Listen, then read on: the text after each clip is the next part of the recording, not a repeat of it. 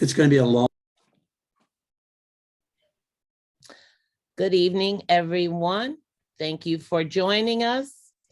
This is the Sherman Park Community Association and our Eco Ambassadors hosting our spring gardening webinar with our special guest from Victory Gardens. Steve O'Connell will be our host for tonight's event. If you can, please mute yourself. If you aren't speaking, there will be a chance for you to ask questions. You can either put them in the chat or you can just raise your hand if you have questions. So with all that being said, I am your host, Mabel Lamb. I am the Executive Director of the Sherman Park Community Association. And I wanted to share a few messages with you all. One being that we have some special messaging from our good folks. Let's see if I can move my screen over here. From the good folks at Wisconsin Voices. And we wanted to let you know that there's a couple things that are coming up, such as the election, which is very important. So we have early voting, which is coming up Tuesday, March 22nd through April 2nd. We will make sure that these dates and locations are on the Sherman Park website and Instagram page. So please keep an eye on those if you would like to do early voting. In addition, these slides will be sent out along with the recording. Again, the election is on Tuesday, April 5th. It is been about 16 years maybe, that we've had a chance to vote for mayor. So we would try to encourage everyone to come out to vote for the next mayor for the city of Milwaukee. The polls open at 7.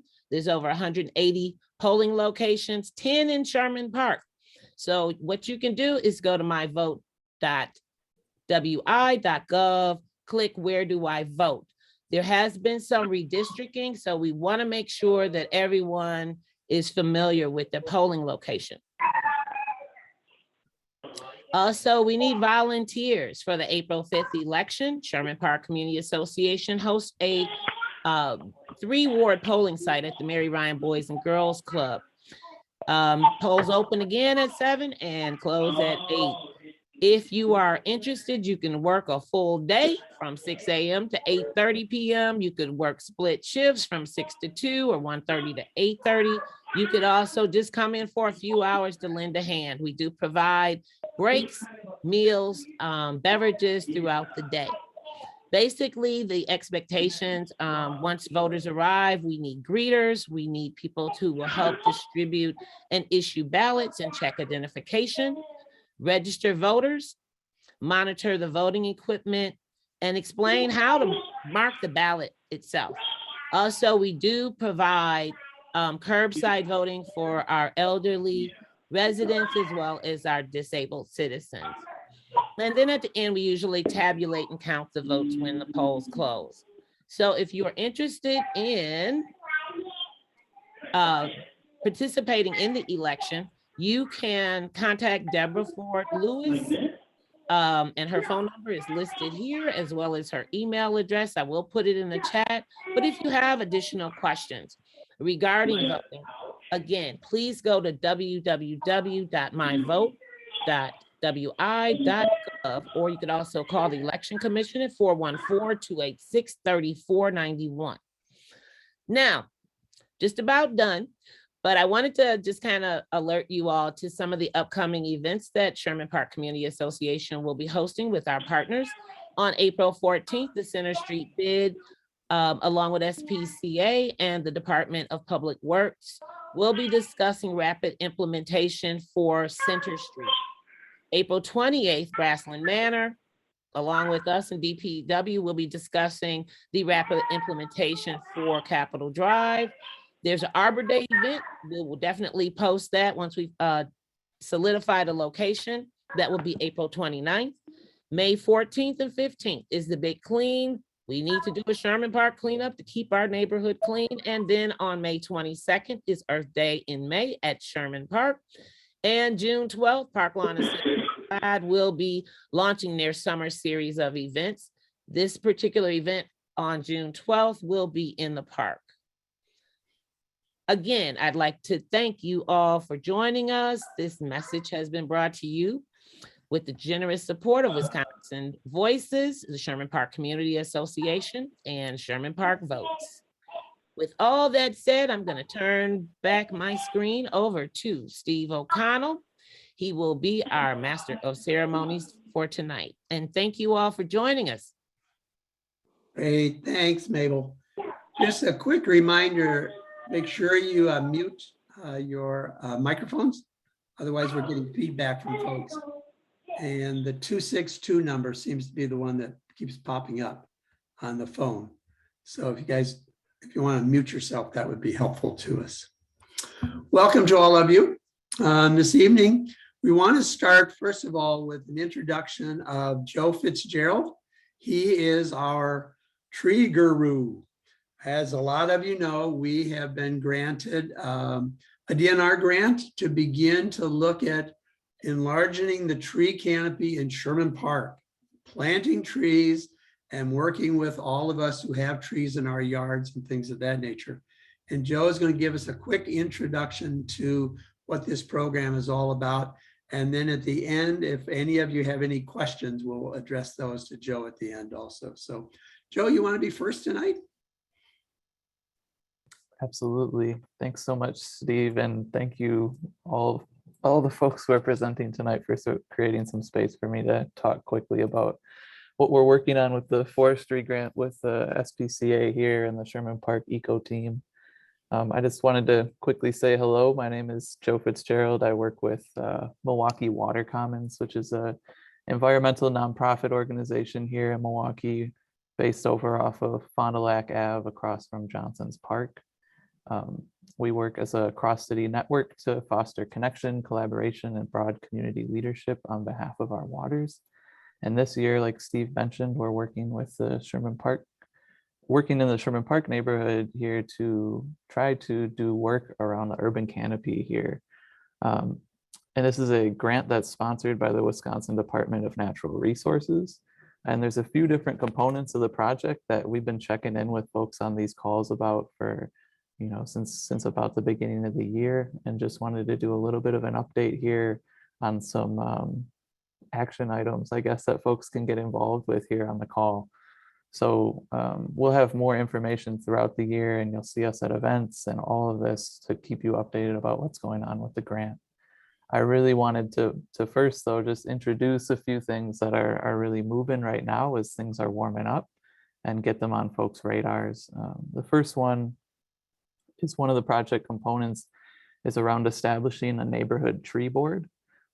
This would be a volunteer committee of residents in the Sherman Park neighborhood that would work to guide and inform decisions about trees and green spaces in the neighborhood. Really both communicating with neighbors about resources for tree care, information about how to get a tree on your property, why trees are important, but also helping to shape policies and funding resources that might become available to Sherman Park to bring in more green spaces or plant more trees in the neighborhood or create resources for maintenance. And so we're starting to convene neighbors to become a part of that. I'll put my contact information into the chat here, but if you're interested in learning more about the tree board or think you might be interested in joining, you can definitely send me an email. We're going to be kicking things off here probably starting in April, starting to bring folks on between now and April 1st. And that group will be convening at least for this year into December. There's a training component that comes along with that. There's a $470 stipend that comes along with that for folks to participate in that training. And then we're expecting that folks on that board will help us to coordinate the grant this year, help to be involved with projects that are going on and being hosted by the Sherman Park Eco Neighborhood Group, and hopefully help to coordinate their own projects around connecting with residents in the neighborhood. Another component of the project that we're working on this year is the tree inventory. And so essentially what we're doing here is trying to get a better catalog, better understanding of what trees do exist in the Sherman Park neighborhood, both the types and locations of trees in the neighborhood. Oftentimes, when you look at maps of trees in cities, they really don't do a good job of cataloging the trees that exist in folks' property, or really, city neighborhoods in general. And so the Wisconsin Department of Natural Resources hosts a Wisconsin community tree map online that kind of catalogs trees all around the state. And what we're hoping to do is connect with folks all around the neighborhood to be able to inventory trees that exist, maybe on your property or in a green space that you really like in the neighborhood, to make sure that those are accounted for the Department of Natural Resources. And having that catalog, helps to inform decisions about what kinds of trees to plant, where the state or the city might prioritize funding, and really, thinking about how to manage the forest here in Milwaukee. So really cool opportunity, I think, just to connect with you all. And it'd be great to see you all out in some green spaces this year. And we would also, of course, bring along resources and tips about maintaining trees on your property, and who to call when you need help, etc. And then the last part I wanted to highlight here before you kick into things for the night is I really wanted to highlight again what Mabel had shouted out, the Arbor Day event on April 29th. Arbor Day is a national celebration of trees, and we really wanted to bring a tree planting event to the Sherman Park neighborhood. We're still working on locking down a specific location for where we're planting trees this year, but we're expecting to be planting trees in a couple locations in the neighborhood, and one of them would be on Arbor Day, April 29th. So mark your calendars and keep an eye out for a notice about that event, and we'd love to see you there. So thanks again for creating some space for me to talk today. Again, I'll put info in the chat, and please reach out to me with any questions, or I'll stick around on the call today and we can talk more. Great, Joe. Thank you. We're going from planting trees to planting our gardens. And so that's going to be our goal tonight, is to look at starting a garden or nurturing a garden. So we want to go in those two different directions. I have a ton of helpers tonight. Sherry's with us, Lauren's with us, Ann's with us, and Lexi's with us from Victory Gardens. So they're going to be blending in as we go along and pitching in and giving us some insight as we go. Our whole goal is to basically teach you or help you think about eating out of your backyard and enjoying the fruits of your labor. So Lexi. And this is my backyard garden. And this is basically, this is only about the third month of June, third week of June. And as you can see, I have the raised gardens, the elevated gardens, and of course the raspberries themselves. And then we're going to talk about straw bales. So there are many different ways of gardening in a backyard, knowing that we have very limited space. And so it's important to choose the types of gardens that would work the best for you. Okay, Lexi. And the first thing you have to do before you even start your garden, wander around your backyard. Begin to look at how much sunshine do you have, and look at your soil and look at the water. How much water is standing in your backyard? It's very, back up just a bit. You need about 80%, 8 hours of sunlight, and about maximum sunlight, usually between about 10 and 2 in the afternoon. Those are your really good 4 hours of growing sunlight, maximum sunlight. The thing that's crucial, especially in the city, when you are starting a garden, test your soil. It's vitally important. Too many of our city lots have lead in the dirt, and that lead is toxic. It's toxic in our houses, it's toxic in our paint, and it's toxic in the soil. And the UW Soil and Forage, the analysis lab, that is your best place to have your soil tested. You can contact the UW Extension here in the city, and they'll send you a little bag, and you take 2 scoops of the dirt, put it in your bag, seal it, and it's all addressed, put it in a little box and send it on to the soil lab. Usually the last couple of times I've done it, it's back within about 3 weeks. So give it about 3 weeks lead time, and they'll give you kind of a breakdown of your soil. So that's the second thing. Make sure you have enough sunlight and make sure you test your soil. Next one. Now, the right site. This is a perfect example of 3 different types of sites. This is my backyard, and you're looking at the straw bales, the raised gardens, and notice up on the airing porch, that's where I grow basically my eggplants. You need heat and you need direct sunlight. That airing porch is perfect. And those are bag container gardens up there. So that gives you a good example of how much space I'm using in our backyard. And the 2 rain barrels on the side of the house, that's where I harvest my water. Now this is Sherry, this is your open garden, isn't it? In your space? No, that's not mine. No. Well, this is a perfect example of a wide open space with the raised gardens, the boxes, and that's a perfect site as to what it would look like with your garden standing right out. You got the trees on the fringe, but you've got direct sunlight.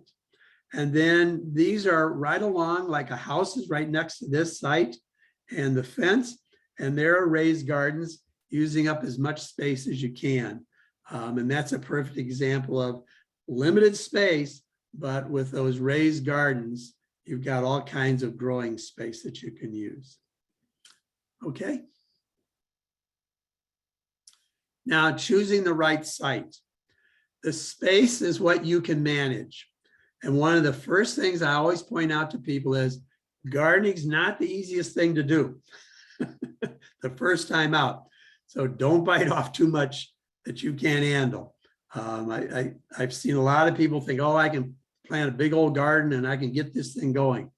It's a lot of work the first time out. So make sure you don't bite off too much. Make sure you have enough space so that you can walk between however you lay out your garden. And it's very important, and this is crucial, wildlife. They can be nasty. So make sure you look around how many rabbits and squirrels and things of that nature, things that are going to disrupt your vegetables. And if needs be, that's where you begin to think about fencing. How much fencing would you need? And how are you going to control the critters, as I call them? It's not fun to share your hard work with critters eating up all your vegetation. So rabbits and squirrels are basically the things that are going to cause you the most mischief. So just look around your yard and see what you've got roaming around, and then begin to think about how you're going to fence that off. Okay, Lexi. All yours. Awesome. Okay, yeah. So my name is Lexi. I'm here with Victory Garden Initiative. We are not based in Sherman Park, but we are based over in Harambe, and we are open and welcoming to everybody, obviously. I put this slide in because originally we hoped to maybe have my team, my coworkers and I like talk about the various aspects of like our work at Victory Garden Initiative. So hopefully y'all can see my mouse hovering over these pictures, but this man in the bottom left, that's Aaron. He's our farm manager. And so he is always out on the farm. If you ever come to our urban farm, it's right across the street from our office on the corner of Concordia and Richards. He is super helpful. He can give you any tips and tricks on the basics and the 101s of gardening. In the middle, this is our executive director, Michelle. She's also super knowledgeable about just like anything related to gardening, earth, and she's a great person to connect with, and she's usually there as well. In the top right, that is our youth programs coordinator, Marshall. And so I put this photo of him in particular because he came and he had no like experience with gardening, but he had experience working with youth and was like a really good mentor to youth. And so he took this photo when he first started working with us. And as you can see, he was really enjoying it because gardening is fun. And I hope you all agree. I mean, you all are here for a reason. So, and then down in the bottom right, that's our food outreach coordinator, Grion. And she's great. I work with her almost every day. She was gonna maybe talk a bit about how you can like cook and make things with the things that you grow in your garden. But again, feel free to stop by our office, our farm at any point throughout the year and chat with us, and we can share our knowledge individually at any point. So our why, this is our mission statement. I'm not going to read it word for word, but I want to specifically emphasize like the part of it that says creating a community-led food system. I think that's really important to us because, you know, like I work at Victory Garden Initiative, so do my coworkers, but we acknowledge that we don't have all the answers. A lot of people come every day and teach us things that we didn't know. And so we really just try to have an open door policy and to learn from each other and to be collaborative. You know, I think that's important at the end of the day. And these photos, so I'm about to talk about our gardening program. I'll get into that in a second, but these photos are some success stories from people who have bought garden beds. And so as you can see, I mean, I don't know how much experience they had before they bought these beds and started growing in them, but they had really successful experiences. So I hope that some of y'all already do that or can get started doing that and share some of these photos with us yourself. Okay, so the Blitz. The Great Victory Garden Blitz is basically how Victory Garden Initiative started. We are going into our 14th consecutive year of doing the Blitz. And so to give like a little bit of a rundown as to what the Blitz exactly is. So it's the nation's largest garden bed building event. And every year we install like 500 roughly gardens across the greater Milwaukee area each year. So I think since our start, we have installed like 6,000 gardens, I want to say. So it's been a good amount of gardens. And we install them in backyards, front yards, side yards. We do at schools, we do them at community gardens, we do them at churches. We've done them on rooftops, really anywhere that wants a garden, we can come in and do that. So this year, the Blitz is taking place from April 30th to May 14th. And so it's a 2-week-long event. And depending on your zone, which you'll see in the next slide, garden beds have like a variety of prices, but anybody in Sherman Park qualifies for our discounted zone. And so if you are interested in gardening and have not yet, you know, like gotten a garden established in your yard, you can get a garden bed through us. Our registration is currently open on our website. I'll post all my information in the chat after I'm done speaking, so you have like the know of where to go. But yeah, you can just go to our website and get yourself registered. And I can't say at this point like when we would come to deliver it, but I can say for sure it would be some point within that 2-week period between April 30th and May 14th. And what I try to do is give everybody a call the night before we plan on coming, just like picking up the phone and saying, hey, you're on our route for tomorrow. You can expect us to be there between roughly this time and this time. And yeah, you don't need to be there. A lot of the people tend to not be home when we come. But yeah, you just get we build the frame, we fill it with soil, and we leave you with, you know, some like little resources to help you have a successful first year, if it is your first year. And the soil is really good soil. We get it from Blue Ribbon Organics. It's like an organic topsoil compost mix. It's great. People have like, that's why people have all the success, because it's good soil. And also we put burlap down before we fill it with soil. And so the purpose of that is to kill off any of the weeds that might be growing there. And then the burlap will also like disintegrate as time goes on. So it's good in that aspect as well. And yeah, I know, just like speaking to the topic of like lead poisoning, that is a very valid concern, especially in Milwaukee. And so that's why with raised gardens, it's a bit more, I don't know, better for you to have a raised garden bed. I'm trying to remember if I'm forgetting any details. The $25 will get you the frame, the soil, all of it. Sorry, I'm hearing my echo right now. But yeah, I think that's about the breadth of it. I'll go to the next slide just so you can see the map. So this is the map of where we install. We have 3 different delivery zones. Like I said, Sherman Park is within our standard, or not our standard zone, our discounted zone for $25.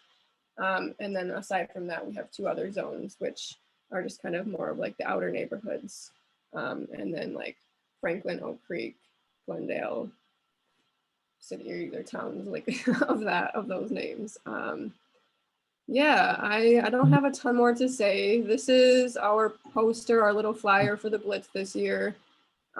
There's my information at the bottom of this. I'm also going to post it in the chat, but feel free to email me, feel free to call me, feel free to text me. I will get back to you anyway. If you don't want a garden bed or you think you're maybe not quite ready and you just want to come out and maybe volunteer and get familiar with a little bit, we need volunteers. You know, with it being the nation's largest garden bed building event, we need people to help us make that happen. So I would definitely love anybody to come out and volunteer and get those gardens built with us.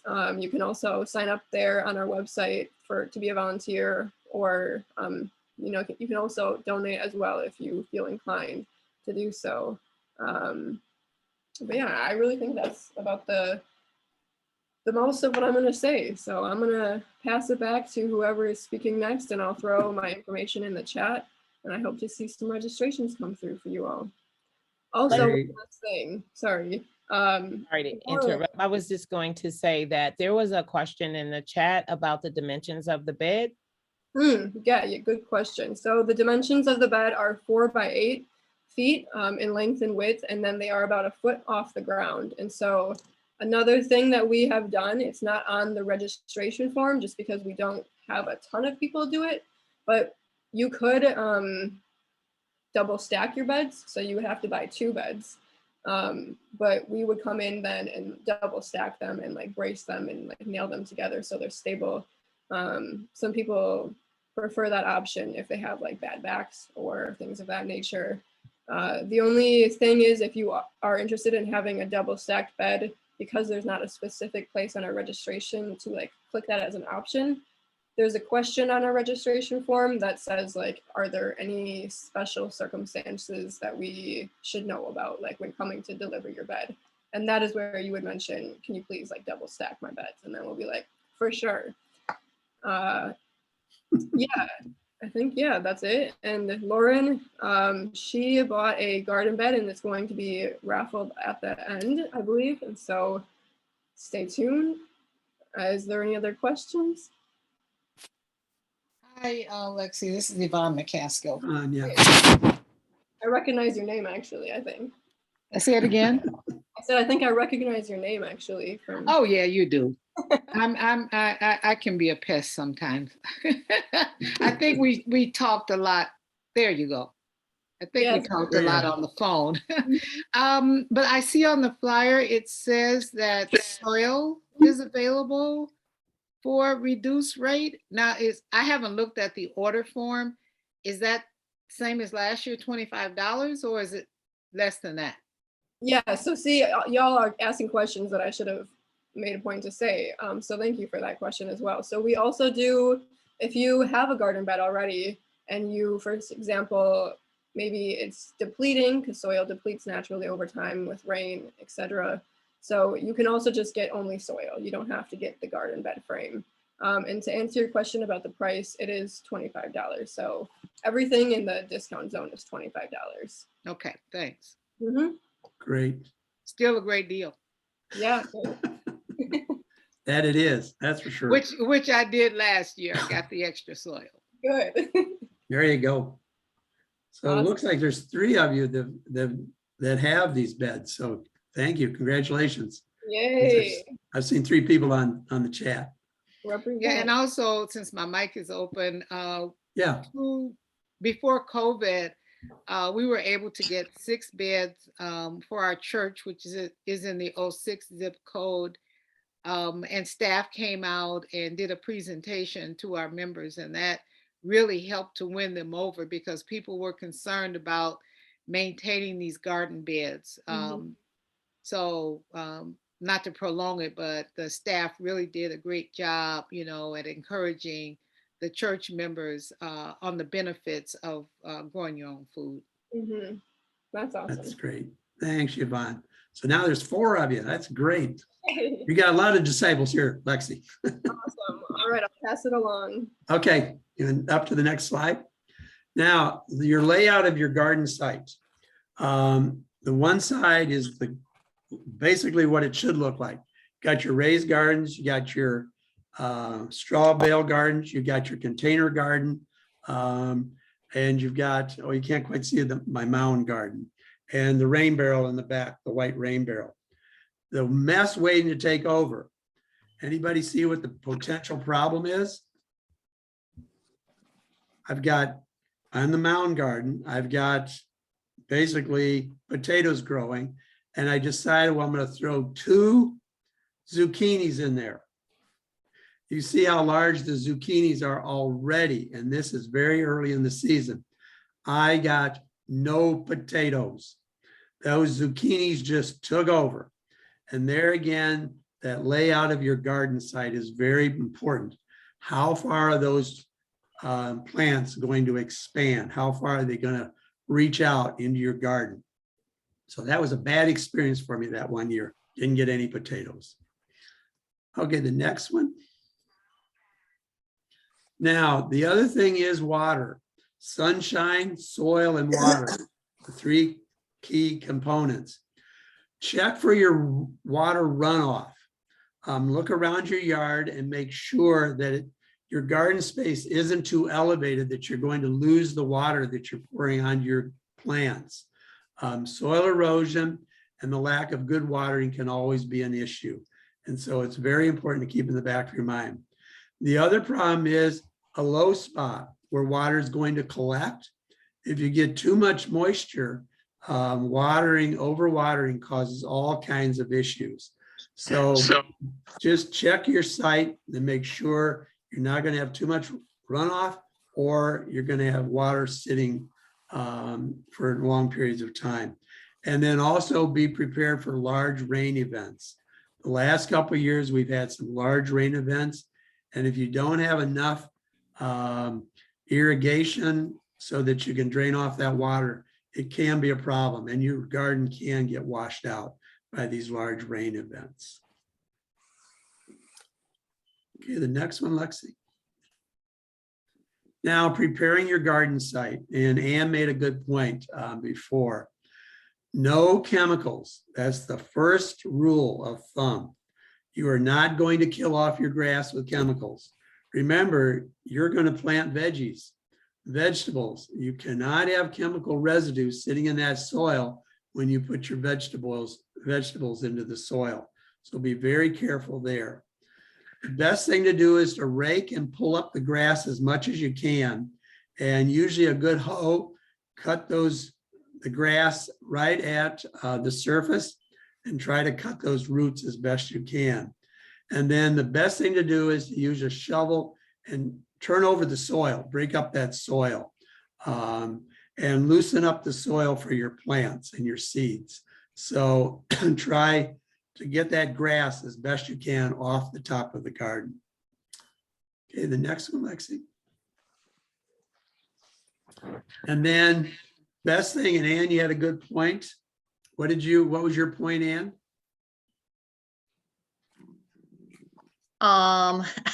What's the best thing to lay down over the ground? Well, cardboard, newspaper. But I just learned something new from Lexi. Burlap.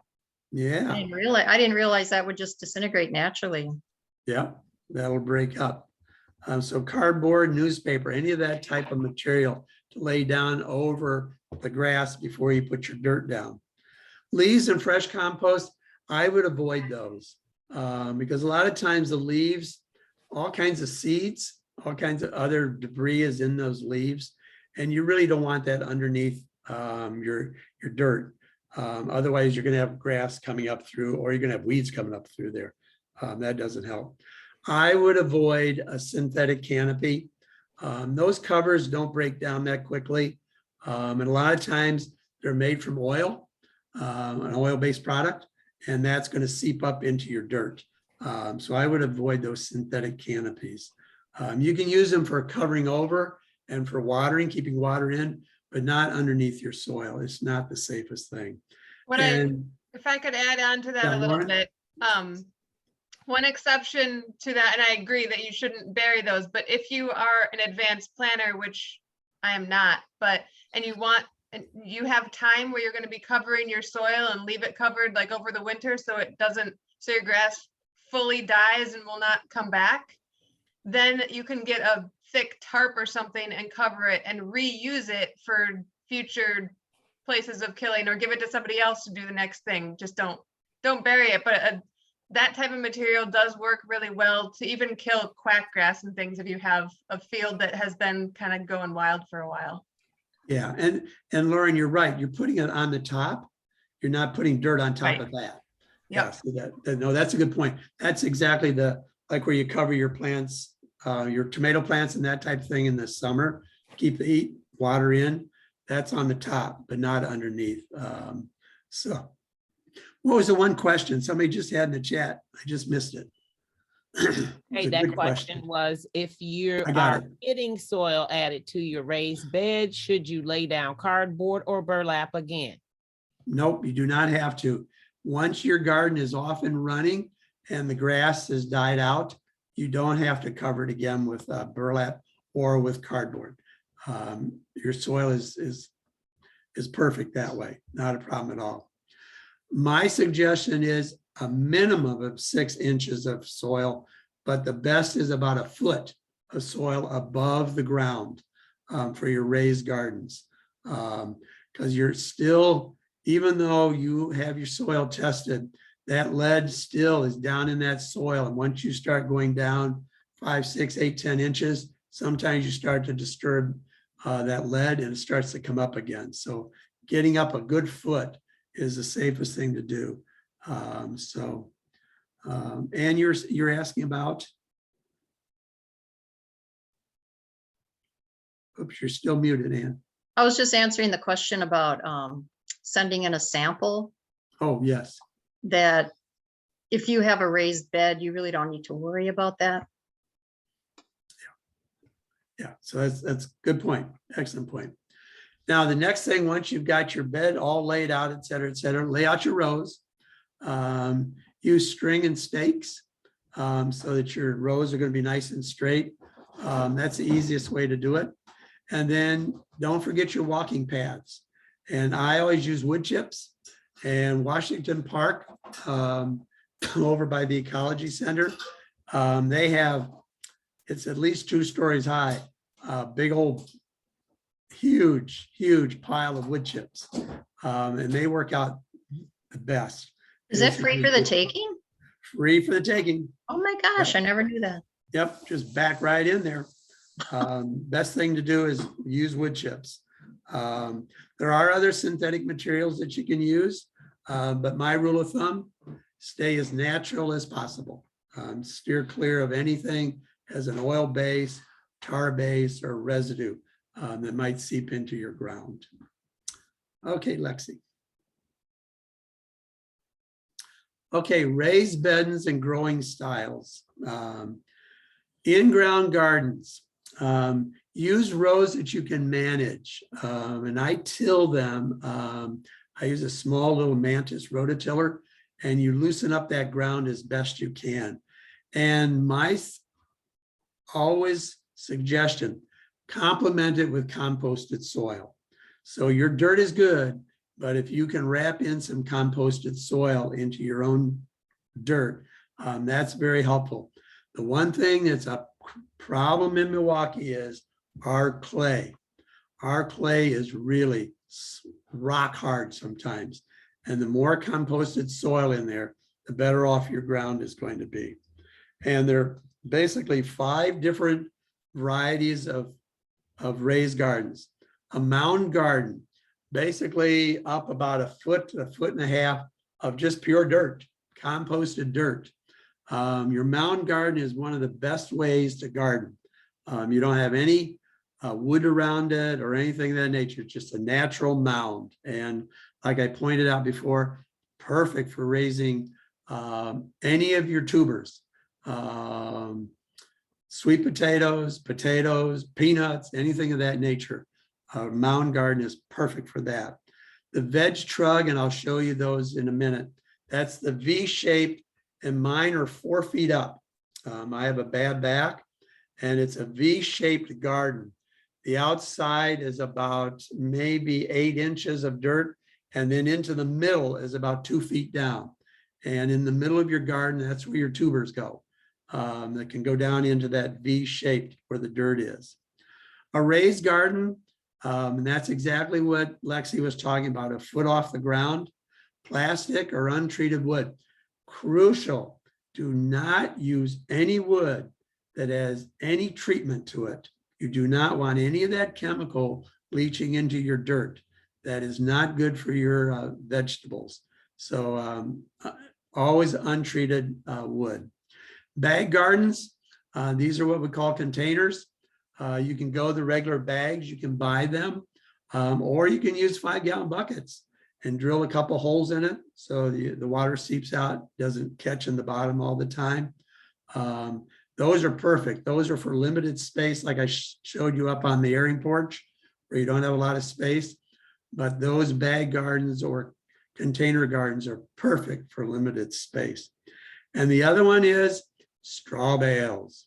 Straw bales basically give you 1 year of life. They're composting as you're growing.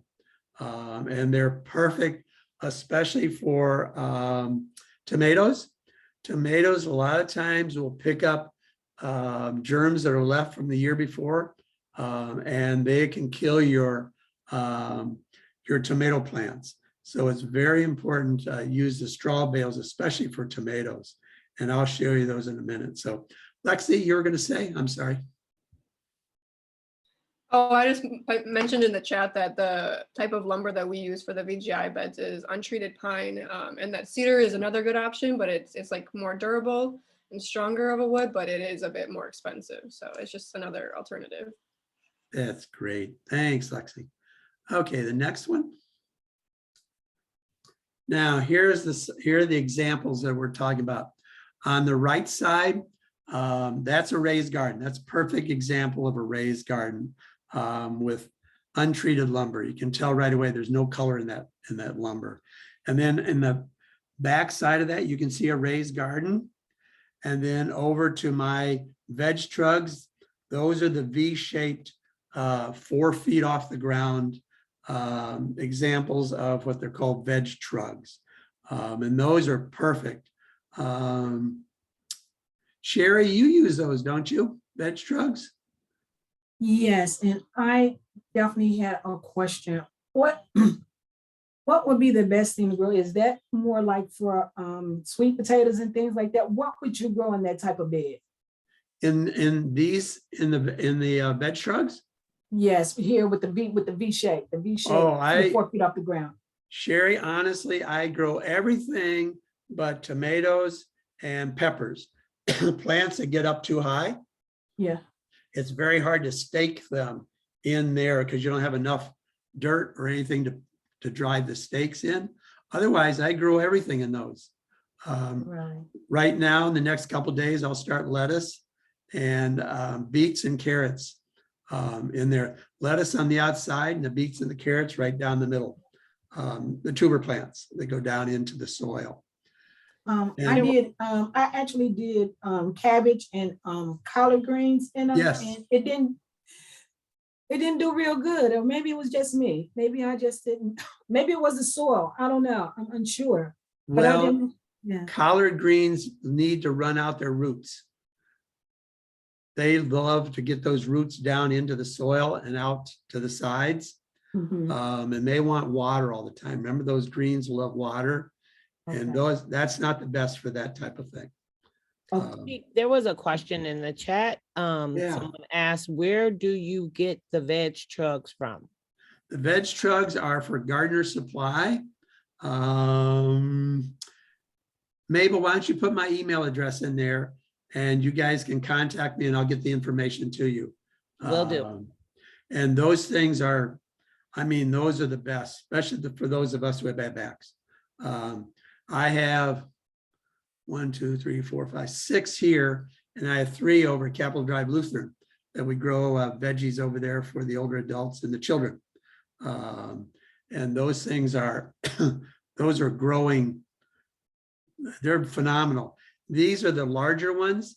They have also a veg trug that's a half veg trug that would be up against the side of your house. If you're limited in space, you can put it right up the side of the house. They're 6 foot and 3 feet. These are the 6-footer ones you see there. And so they come in different sizes. And then the straw bales. And as you can see, straw bales, they already have the cages in there for the tomato plants and everything of that nature. And as you can see right at the bottom of that picture, there's a container.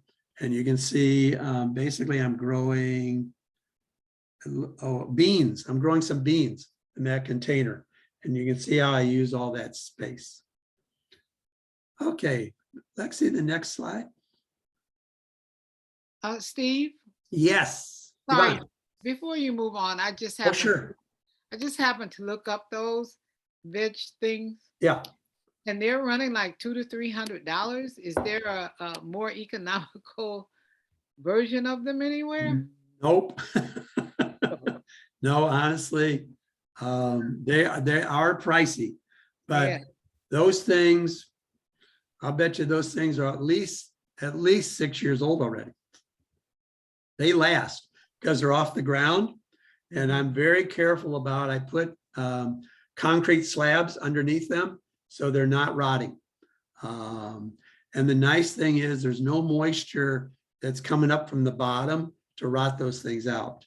And like I say, they're already 6 years old, and they're well worth it. And it's amazing how much stuff you can grow. I will start now, and by Easter, I'll have fresh lettuce.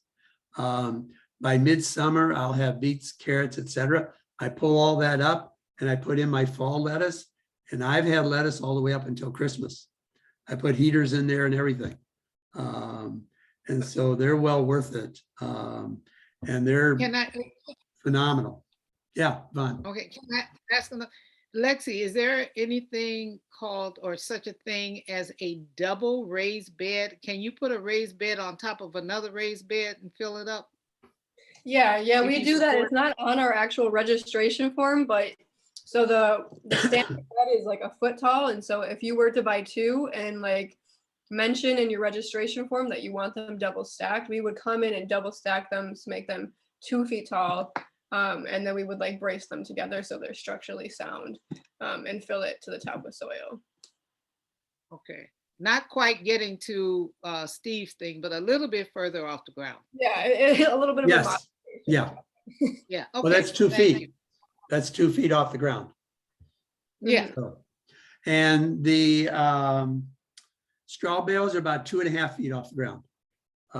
So that's up also high enough for those of us who are back challenged, as we say. Lauren, do you want to pick up here? You're with the CSA. You want to talk a little bit about this? Sure. So a lot of people have already done a lot of their seed purchasing. I mean, if you're in the gardening world, and I mean, Steve, your yard is completely full. If you're just like doing your first garden and you have a bed, you kind of got to figure out what is it that you want to eat? What is it that you do already eat? What is something that you're already buying from the grocery store and you can grow it yourself instead? And then these next questions about what grows best in your space, and then thinking about vacation. as far as what grows best in your space, that might take you a couple of years to figure out not only what grows best in your soil, but what you're best at taking care of. And that might change year to year too, because there are some times that you'll have a really great year of a crop, especially things like squash. But then you get squash borers, and then you just got to stay away from squash until like the next year. Just don't grow squash because they'll be back. They will be. But if you wait a couple of years, then you can grow squash again. So a lot of it is, it's kind of just a lot of personal preference. There are things that are easier to grow than others. There are things that in the beginning of the season will be a little bit more hands-off. You've probably noticed most everyone has a neighbor who's always trying to give away tomatoes, especially cherry tomatoes. So I would consider most times tomatoes to be a relatively easier plant until it comes to harvest time. And then there's a lot of work to do because they get ripe every day. Kind of on the other end, some of it, like Steve, you're cycling your garden a lot. So in the beginning of the year, I'm not sure how many of you are CSA members, but you'll notice that in the beginning of the year, your CSA has a lot of greens in it. You will have lettuces, you will have kale, you will have a lot of salad things, you'll have radishes. And that's because those are, based on our climate, that's probably what you're more likely to start with at the beginning of the year. And depending on your, like Steve, okay, when you grow lettuce, Steve, do you regularly harvest or do you harvest a head at a time and then eat the whole head? I regularly harvest. So there's different ways of doing a lot of different crops too. You can decide whether you want to be a lettuce gardener that plants the lettuce and waters the lettuce, and then when it looks like a good sized head, you chop it off and you're done. Or you can be the kind of lettuce gardener that goes along and every day you pick a couple leaves from each plant and then you put together a salad, and then a couple days later you can get a couple more leaves. So even if you know what you want to plant, there's a lot of different ways to figure out how to manage your garden and what types. If you find out that you try to do the harvesting every other day or every day of the lettuce and you decide that that was a terrible experience, then you can look into different types of lettuce and what ones grow better as heads and try to grow those the next time or the same year later on, because you can grow lettuce for months and months and just turn it over. But you'll also, I think Anne was mentioning too, when somebody asked about pest control, there are naturally some plants that are good to grow next to each other, some plants that are not good to grow next to each other, some plants that are good to grow the next year based on what you grew the prior year. You want to cycle through different things. I don't know, Steve, if you want to talk about some of the, I don't have that much garden space that I do. Do you have cycles that you work through? Yeah, I basically, especially any of the tubers, they take a lot of nutrients out of your soil. And the best thing to do is to come back with some peas and lettuces, things of that nature that put nitrogen in the soil. So that, and we're going to talk about companions plants in a few minutes and how to rotate and give you some hints on that. But that's very important, is make sure you're not depleting your soil. And then the other thing I do is, as the years go along, I literally, in my trugs, I will dig that dirt out and put new soil in every couple of years, and take the old soil and put that into where I'm composting. And that soil then is active in that new compost bin. And that way that soil is basically being turned over time after time. So that's very important, is not to draw down on the nutrients in your soil. Make sure you keep in contact with that. And the other thing is to use composted dirt if you're going to renew your soil. Try to avoid liquid fertilizers or just granulated fertilizers. That a lot of times is adding a lot of nitrogen to your soil, which isn't the best. You need a nice, good, rich compost. And so your dirt basically is the best thing. And bell peppers next to tomatoes, oh, not good. Try to avoid that. Again, they're drawing a lot of nutrients out of the soil, both of those. And so it's not the best to combine those two. But we'll talk about companion companion plants in a second. And then, do you want to say anything about vacation time, Lauren? Oh, make This is friends with very your important. neighbors. Make Yes. friends with your neighbors. It's because if you let a plant go, you might think like, oh, well, I'm only gone for a week, it'll be fine. You want people to pick the plants and pick the growings and take them home and eat them themselves. Don't feel like it'll be fine. Yep, treat your help. Yep. So it's always crucial, especially with your watering. And if you're going to go on vacation, make sure you have somebody, a good crew that's going to pitch in and help. So that's really important. Always think about your vacation time. Okay, Lexi, next one up. Okay, this is very important. We live in zone 5. And unfortunately, climate change is catching up with us. We were not usually in zone 5, but now it's warming up.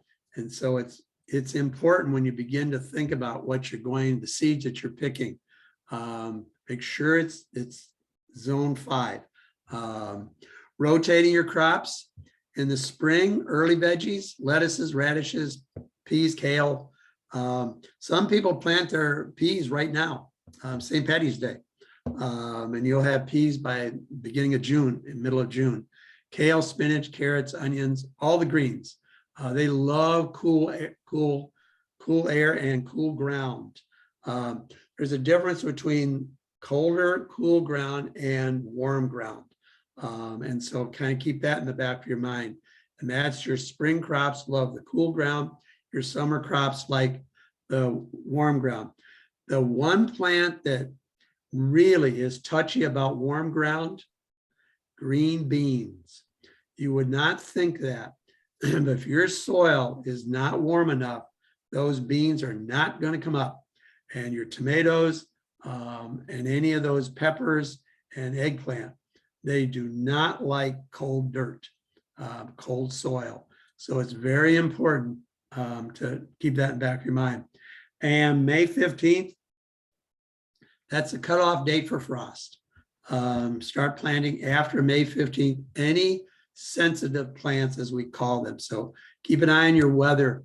One year, and this was sad, I lost the whole crop out at the county grounds. I had all my plants in. We got a frost June 1st and I lost everything. And they were lovely plants. They were up 2 feet. And I had started them at home and everything. And I lost the whole crop of the late frost. So be very careful about the weather and be ready to cover. If there's any inkling of a frost or near frost, got to run out there and cover those plants. So beans, corn, tomatoes, eggplants, peppers, squash, and cukes. They need warmer climate. Okay, next one. Kellogg's. Ann still teases me. It's Thanksgiving, the catalogs are already here. And they just keep coming. And so, oh, watermelon and strawberries. Okay, let me pick that up. Monique, in a second, just remind me and I'll come back to that. And that's just a couple of the catalogs that I've saved that I'm ordering out of this year. And just catalogs are just fun to read through and to look at all the hints as what zone they can be grown in and things of that nature. The best one is Jung is here in Wisconsin. Turnaround is very fast. Believe it or not, the Vermont Bean Company, you can't see it, but it's the third one. That's here in Wisconsin also. And then the other one, the Territorial Seeds. You see that one. And then Schleppers. Those are excellent for any of the greens, lettuces, a variety of lettuces and things of that nature. And then of course, Johnny's and Totally Tomatoes. Those are your for tomatoes and peppers and things of that nature. Totally Tomatoes. I go through the Totally Tomatoes, and then I go off to the West Dallas Farmers Market, and I know exactly which tomatoes I want and which ones grow the best. In the Totally Tomatoes, it gives you all the hints as to what tomato plants work the best and what zones and things of that nature. And then that's how I choose my tomatoes when I pick the plants that I want to grow for the year. And any comments on catalogs?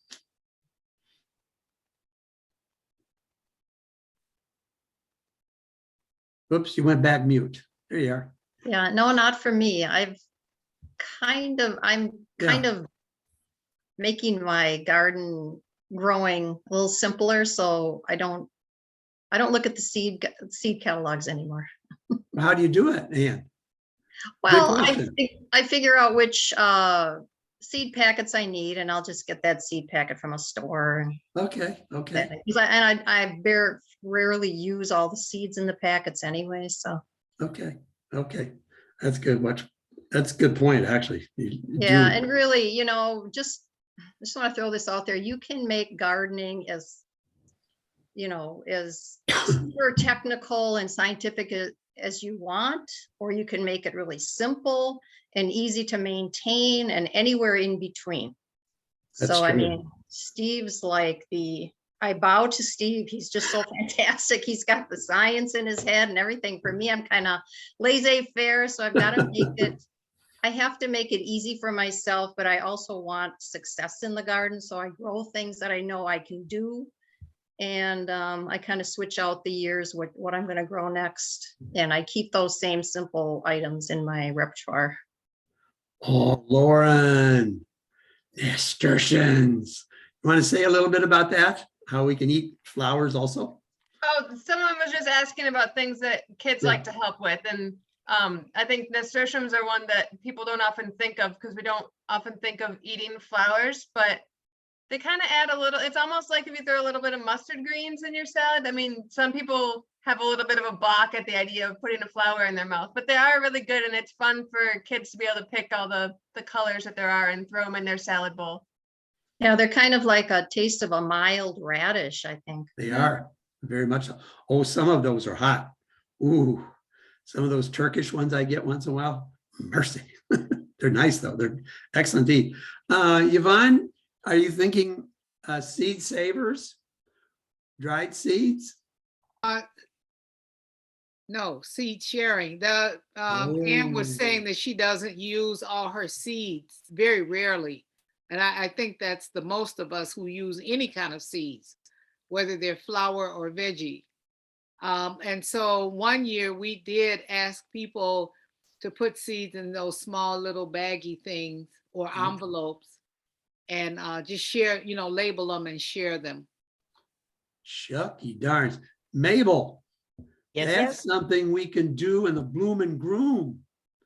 It's a We great can have idea for people Earth Day in seed May. share. There was another question. How many Wow. seeds do you use when planting? It depends on the crop. And now I'm beginning to be much more aware of, there are actually more and more of these catalogs that are having smaller numbers of seeds in their packets, depending on how much you're going to grow. And they're asking how many, this different size packets of seeds. And so just be aware of that. And they'll tell you the seed count. And that's another thing to be in the back of your mind. How many seeds you think you're going to use. But Mabel, that's something we can think about, is seed sharing as part of Bloom and Groom. It's a great idea. Yeah, that's a great idea. Yvonne, thank you. We could put that out there and people can bring their seeds in little sandwich bags and just name them.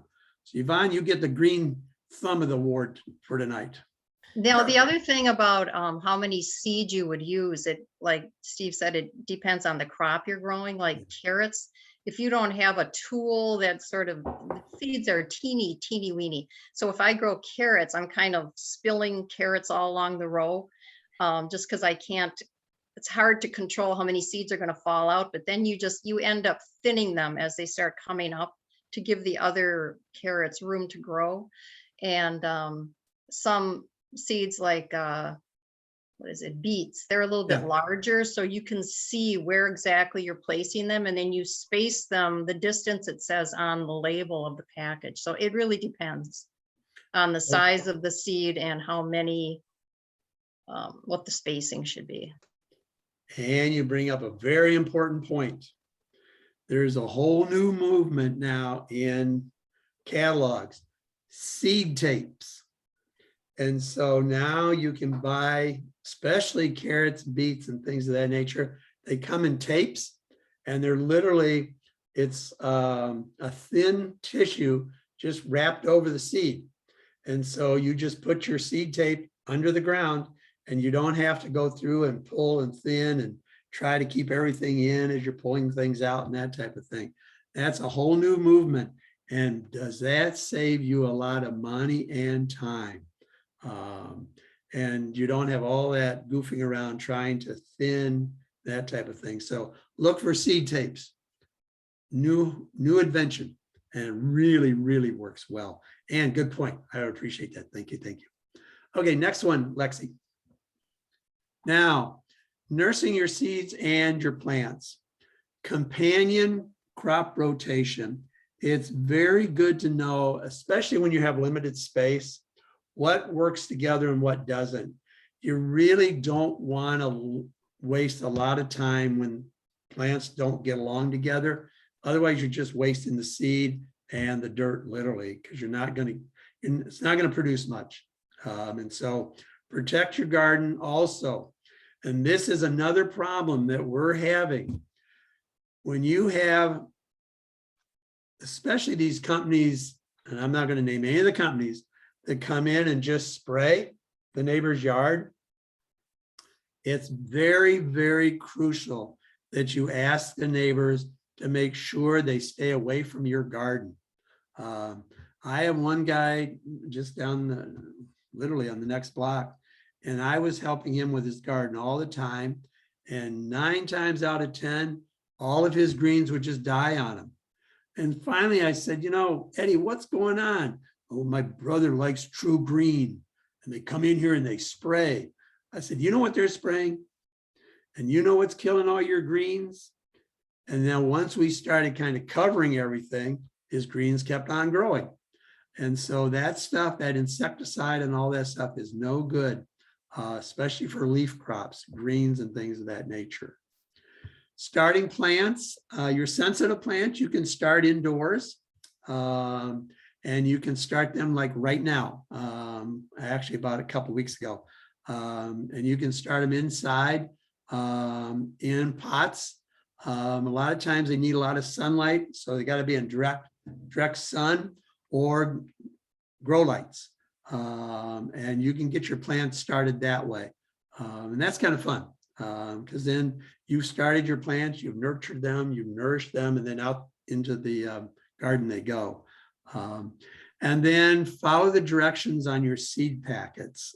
It's very, very helpful, especially when you're a novice, when you're new to all this. So, Ann, you want to pick up the next slide?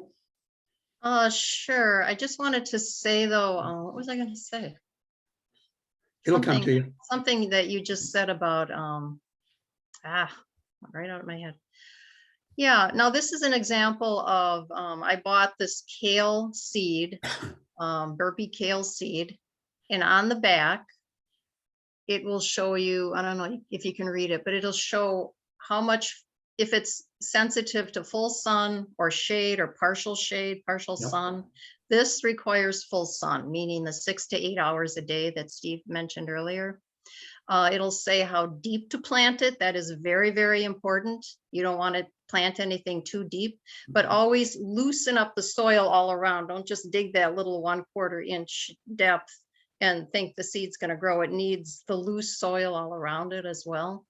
And then it'll say how far apart you should end up thinning the seeds once they start coming up so that the kale has room to grow and be happy and not be stressed out, which I think it says 18 inches finally when it starts to grow. Yep. And kale is one of those plants, if you want success, grow kale. Hopefully you like kale or you know somebody who does, but you'll really feel good seeing that grow. You'll think you're just the greatest gardener. Kale and spinach.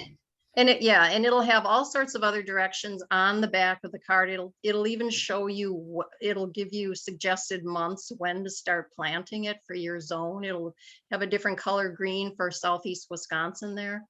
Yep. But it's very helpful, although I have noticed that some seeds that I've purchased in the past, they don't have quite as much information. They'll direct you to their website. But you can also just Google the name of that seed. Like this was I think it's the dinosaur kale. And you can look it up and it'll give you the directions. But yeah, it's really important to read the directions on the back of the package to see how deep to plant it, when to plant it before the frost, if it likes cool weather, warm weather. Kale, you can plant a second crop later on in the summer. Yep. In September. Yeah. And Yeah. so, yep. And that's perfect. The map of the United States, those are your zones. Yeah. And that's a perfect example of the zones. And that's a nice thing, Ann, isn't it? It's nice here. It shows you when to plant. Right. And it's actually nicely laid out. Yeah, So gives you a good idea. So the back of the Burpee Yeah. seed packet is very informative. Yeah. Burpee's one of the better companies, actually, truth be told. Okay, next slide. Now, watering methods. And this is crucial. The last couple of years have been dry and seriously dry. And so it's very important to always be thinking about how much water you need and what's the easiest way to water your plants. There are all different kinds of irrigation methods. The drip system, hoses with the water just kind of dripping out down around the plants, that type of thing. Costly though, you're going to spend the money. Or simply hand watering. I choose to do this, and I'll show you the rain barrels in a second. Rain barrels, the water comes off your roof, and you just collect the water, and you're just simply watering by hand. Try to avoid overwatering. Not good for your crop. And then also, and Lauren, you're the queen of this. Avoid city water. Really, the chemicals in that water, it's not the best for our plants. And Lauren, your suggestion is to do what with the water? Collect some milk jugs or water jugs or whatever and leave it sit for a day, and then at least all the chlorine comes out of it, so you aren't chlorinating your plants. Yeah, It just needs 24 hours. Yeah, 24 hours. That chlorine is not good for your plants. Lauren, And- sorry, Steve. Lauren, does the chlorine come out if you cover the container also? I believe it does. I thought it had to breathe, Lauren. It's better if you can have open, but I believe the chlorine dissipates regardless, but Oh. you can probably search that quickly. Yeah, I thought you had to let it breathe, but the chemicals are not good. And you would be amazed at the difference between rain barrel plants and city water plants. It is amazing because one year I just for the fun of doing it, some of them I watered by city water, some of them by the rain barrel water. Dramatic difference in the plants, the growth patterns and everything. So try to avoid that city water. Chemicals are just not good for it. Yeah, I always see a really big difference after a nice rainfall on my garden than when I've been struggling to keep it watered using my hose. It's just a completely different, the plants just love rainwater. Yeah, they do. They really do. It's amazing. So yeah, milk jugs for your indoor plants. That's true. Monique, you're right. Once you learn it, it's better for your plants, especially during the winter. My bay leaves and all those types of things are in the house before I put them back out in the summer. So I'm real careful that way. Okay, let's look at some rain barrels. Rain barrel, that's the brewer rain barrel, right off the back.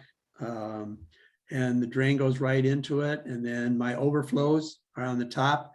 And then right at the bottom is where I collect the water. And then Ann, you want to talk a little bit about your clay pots? Sure. Well, the gist of it is, and I'll get into it at more specifics, but you're going to be sinking a clay pot. It has to be unglazed. You want to buy a pot that says terracotta on it. That means it's unglazed and it's porous. You're going to be sinking that into the soil. You're going to be filling it with water and then putting a cover over it. Any kind of cover you can find that will stay put in high winds. I usually use an old plate or something. And this also will come into play if you do go on vacation and you need someone to water your garden. All they have to do is remove those plates and see if they're empty and just pour water in them. It makes it so much easier for your neighbor to help you out. True. So this technique goes back thousands of years. It's nothing new. There are many different kinds of clay pots you can use. I use the regular garden pots like what's in the picture there. And especially with the drought conditions, I decided after last year with the 2 drought conditions we had that I was going to think with many more clay pots in my garden this year, because the plants are happier and it's much easier to water. And then because when you use the hose on your garden, you're never sure, did the water really sink in deep enough? Should I leave it on for an hour? Should I leave it on for 15 minutes? And this way, you know for sure, because the water goes through the pot and the roots of the plant go right towards the pot. So what you're going to do is purchase the pot. Here's a pot I purchased just recently. And you put tape on the bottom. Now this pot came with the price tag already on the bottom, so I left it on there. And then inside here, I take silicone glue. It comes in a tube just from Ace Hardware or whatever, and you just start filling all around inside there over the hole, the outside of the hole and in the middle of the hole. And then you let it dry, maybe overnight. And then you can either put glue on the bottom, which I think I will do, put glue on the bottom here, just to make it really, so it doesn't leak out and you're watering just as much as if you were using a hose. And then you want to fill it with water when all that glue is dry. Fill it with water and make sure the water stays in there for a good 24 hours. And you have enough glue in here. Now, if you've got a crack on the pot, which I found I have a crack, so I'm using some of that silicone glue to put on the crack too that was on the top of the pot. Just otherwise, if you leave that crack there, it's probably going to get worse as it sits in the ground, and then the water will drain out too fast. So in the past, I've used a cork to plug the holes in the bottom of the pots, but those tend to break up too easily. By the end of the season, the water's draining out of the pot too quickly. But this technique does not work for like carrots, potatoes, anything that you're harvesting from under the ground, beets, only for vegetables that are growing above the ground. Tomato plants love it. They just love it. I'll plant 2. What I'll get are 7-inch pots. This is a 7-inch, and then I'll get 10-inch. And I'll put 2 7-inch pots on either side of one tomato plant, because tomato plants really take up a lot of space. And then I will put, after a while, when my tomato plants are growing, I can barely find my pot. I'm digging around trying to remove the cover and fill it up. But, and then I'll put around the base of the tomato plant some newspaper or paper bag and some straw, because that when it does rain and the rain splashes up, you can get some kind of a disease, a mildew thing that splatters up onto the leaves, and that kind of prevents that. So what you have to do though is bury the pot first. You have to dig the soil all around the area, because the soil that's touching the outsides of the pot must be very loose so that the water can easily flow through and the roots can come towards it. And you want to plant those, sink those first, and then put the plants around it. Now the water will come out on all four sides of that pot.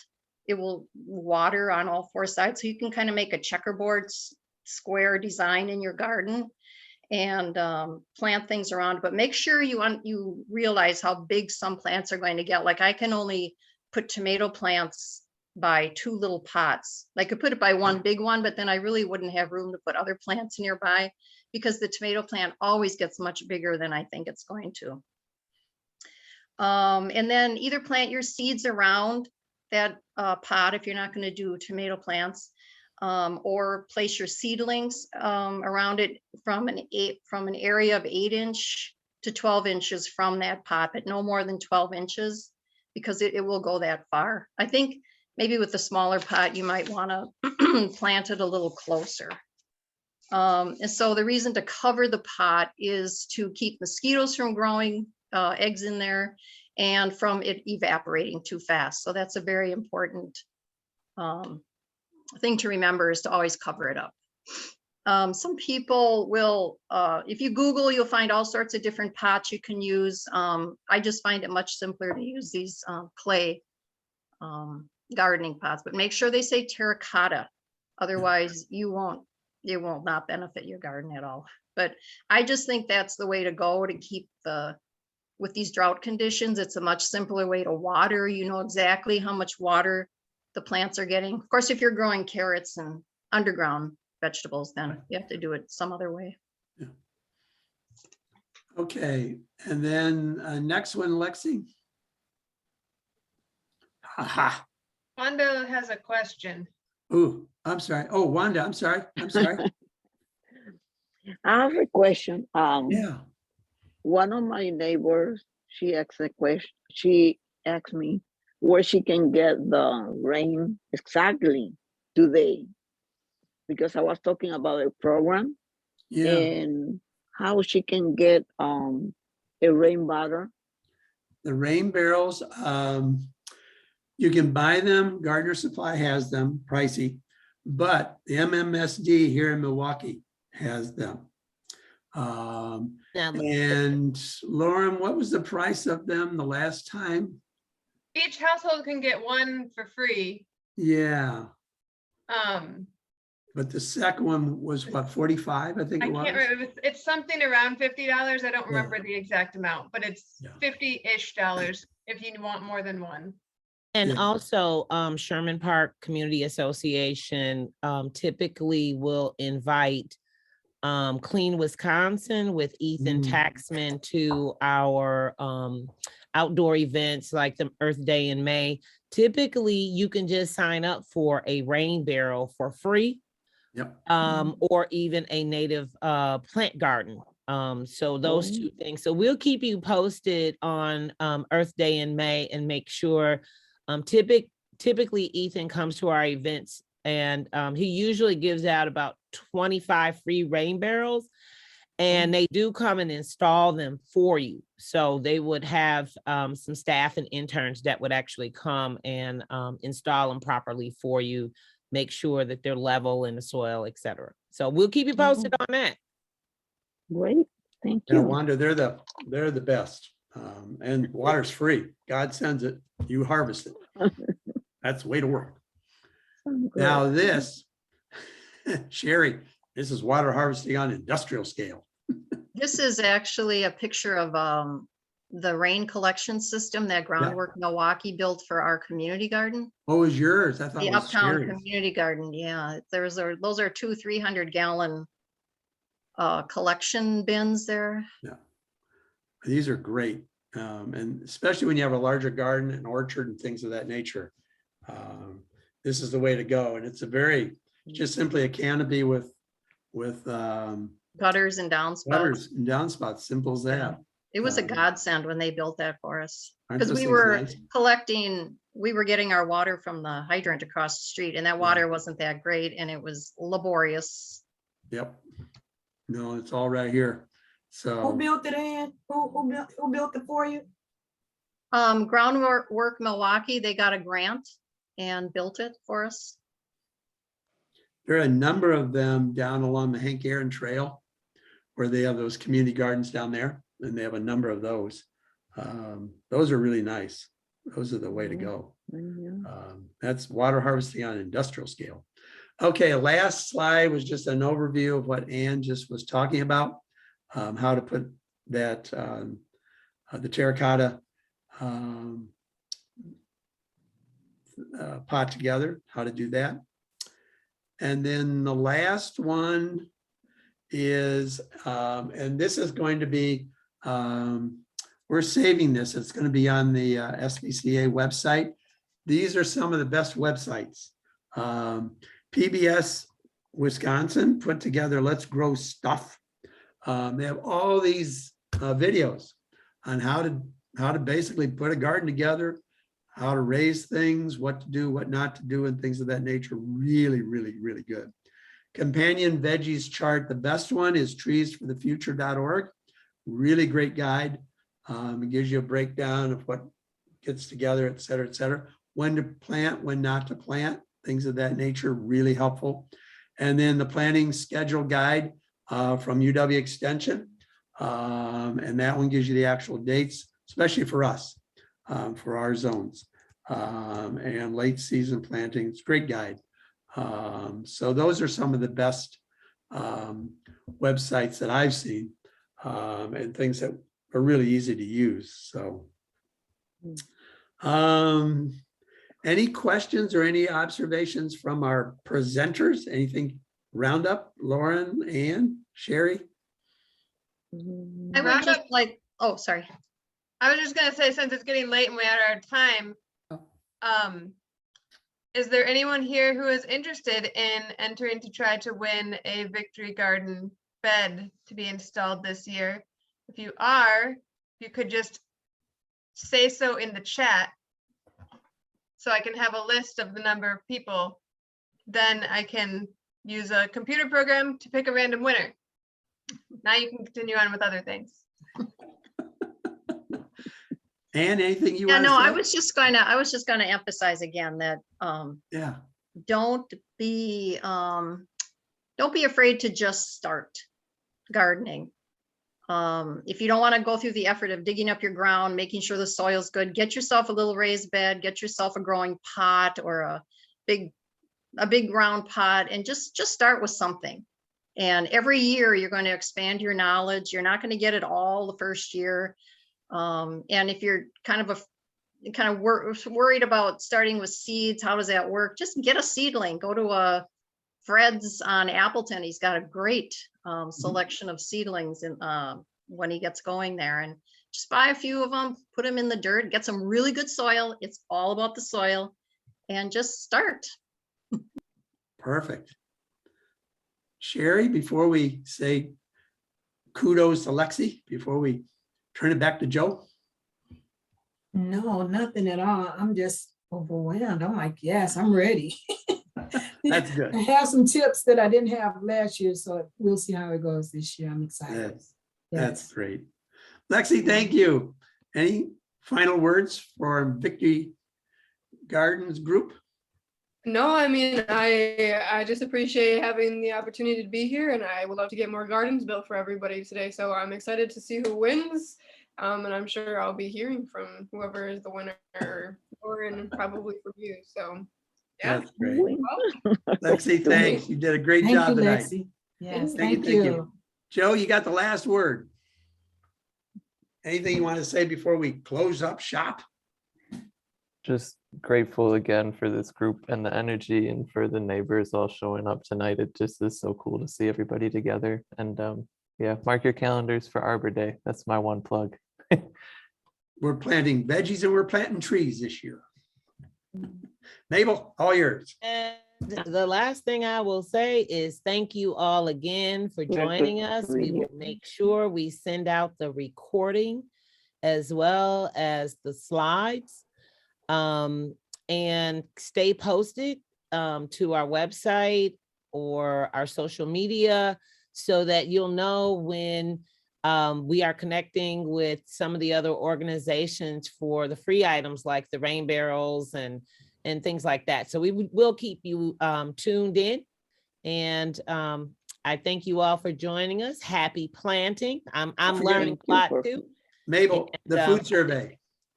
The food pardon? survey. Oh, great idea. Okay. So for those of you, thank you, Steve, for that. For those of you who may not know, Sherman Park Community Association with our partner organization, Build Health Challenge Sherman Park, has created a food survey, food insecurity survey, food security survey, just to take a look at how we can become a healthier community and what kinds of things people would like to see in a grocery store if we were able to get one in our community. And maybe, you know, our grocery store is not a pick and save. Maybe it's a butcher shop on one corner, and maybe it's a seafood place on another corner that sells seafood. And maybe there's a place that we also will have vegetables, fresh vegetables. So those are the things that we're looking to do. So if you receive the survey, please complete it. We do have it online on our Facebook page. We have had over 100 people who have participated in the survey, and we'd like to get more input from community members because this is all resident driven and community led. So we would love to hear what your ideas are for making us a healthier, greener neighborhood. So. Great. That's a good All right. idea. Thank you, everybody. Thanks for Great joining questions, us, great everyone. observations. Thank you. Happy gardening. Thank you, everybody, and have a Thank good you, thank night. you. Thank you. Thanks for Thanks coming, joining us. everybody. Bye. So good to see all of you. Thank you for inviting me. You are welcome. Love Bye, you too. guys. Love you, everybody. See you. Bye. Bye, Thank you everyone. so much. Good night.